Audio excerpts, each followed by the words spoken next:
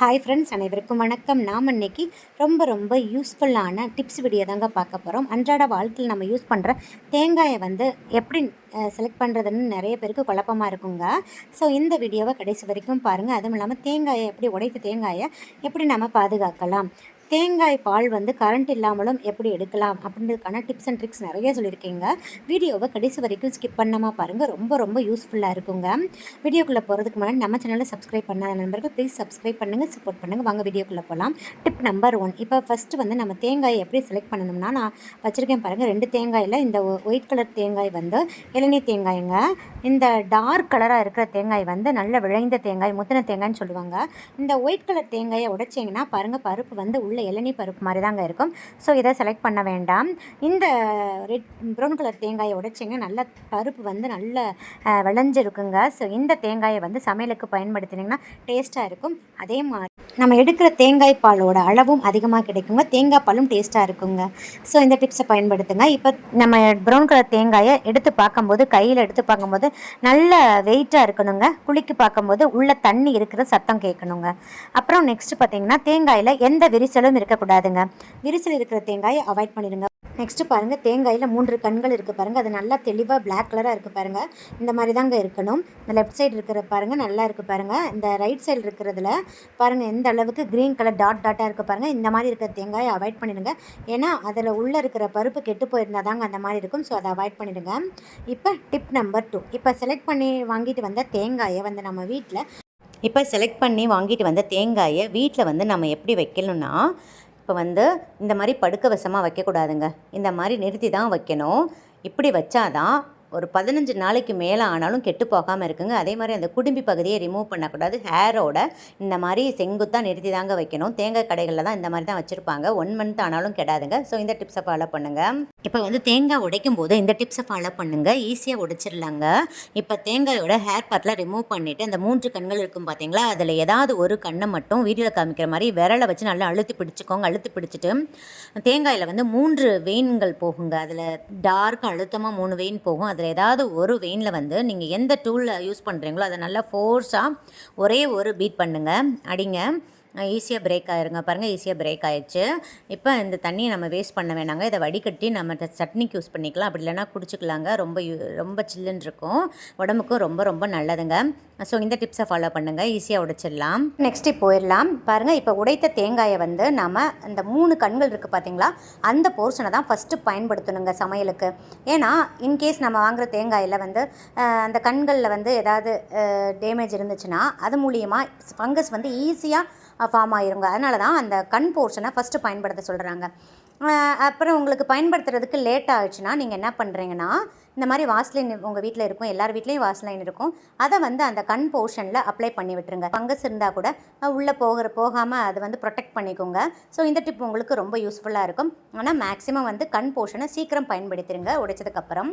இப்போ next tip பார்த்துடலாம். பாருங்கள், நம்ம உடைத்த தேங்காயில் அந்த நாரெல்லாம் க்ளீன் பண்ணிடுங்க. இதை நம்ம அப்படியே ஃப்ரிட்ஜில் வச்சுட்டோம்னா எல்லோ கலரில் ஒரு லேயர் ஃபார்ம் ஆயிரும்.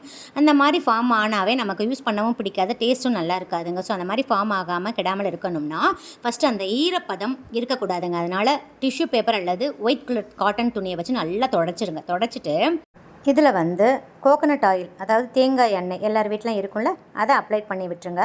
அந்த பருப்போட எல்லா போர்ஷன்லேயும் படுற மாதிரி அப்ளை பண்ணிடுங்க. இந்த மாதிரி அப்ளை பண்ணி வச்சிங்கன்னா ஃப்ரிட்ஜில் வச்சுருங்க. இந்த மாதிரி அப்ளை பண்ணி வச்சுட்டிங்கன்னா அந்த எல்லோ கலர் லேயர் ஃபார்ம் ஆகாமல் 10 டேஸ் ஆனாலும் அப்படியே இருக்குங்க, ஃப்ரெஷ்ஷாகவே இருக்கும். ஸோ இந்த டிப்ஸை ஃபாலோ பண்ணி பாருங்கள். இந்த டிப்ஸ் பிடிச்சிருந்தால் ஒரு லைக் கொடுத்துருங்க. நெக்ஸ்ட் டிப் போயிடலாம். இப்போ நெக்ஸ்ட் டிப் பார்த்துடலாம். பாருங்கள், நான் தேங்காயை நல்லா துருவி வச்சுருக்கேங்க. இப்போ திருவுண தேங்காயை கரண்ட் இருந்துச்சுன்னா நம்ம மிக்சியில் ஆட்டி தேங்காய் பால் எடுத்துடலாம்.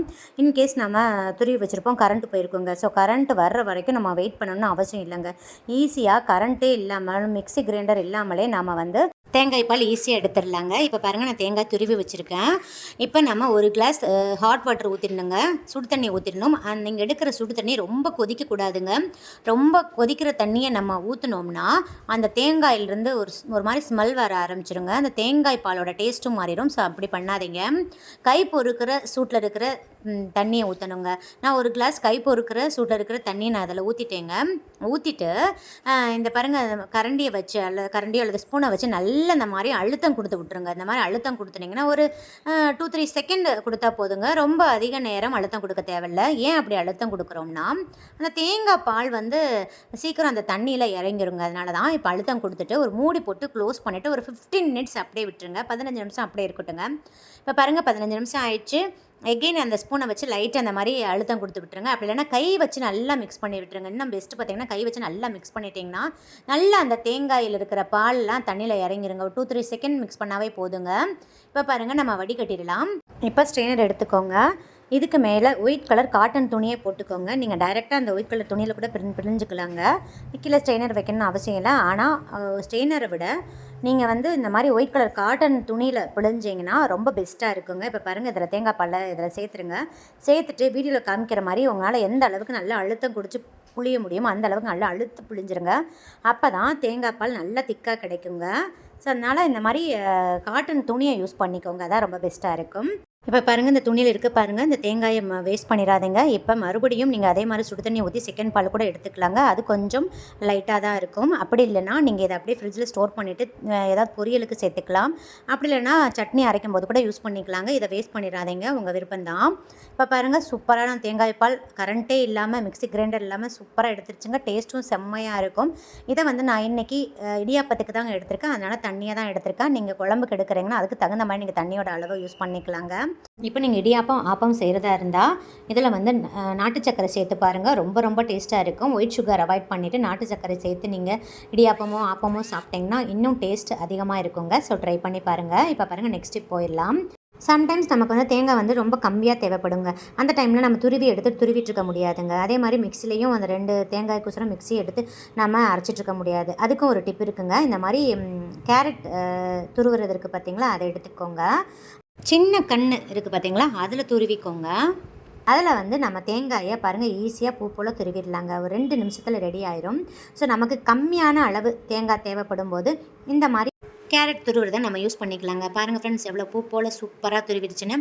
ஸோ இந்த டிப்ஸ் உங்களுக்கு பயனுள்ளதாக இருந்துச்சுன்னா ஒரு சப்ஸ்கிரைப் பண்ணிடுங்க. ஸோ நான் சொன்ன அனைத்து டிப்ஸுகளுமே உங்களுக்கு யூஸ்ஃபுல்லாக இருக்கும்னு நினைக்கிறீங்க. கட்டுறது காலத்துக்கு உதவுன்ற மாதிரி எல்லா டிப்ஸையும் தெரிஞ்சு வச்சுக்கோங்க. அப்பப்போ கண்டிப்பாக நமக்கு யூஸ் ஆகுங்க.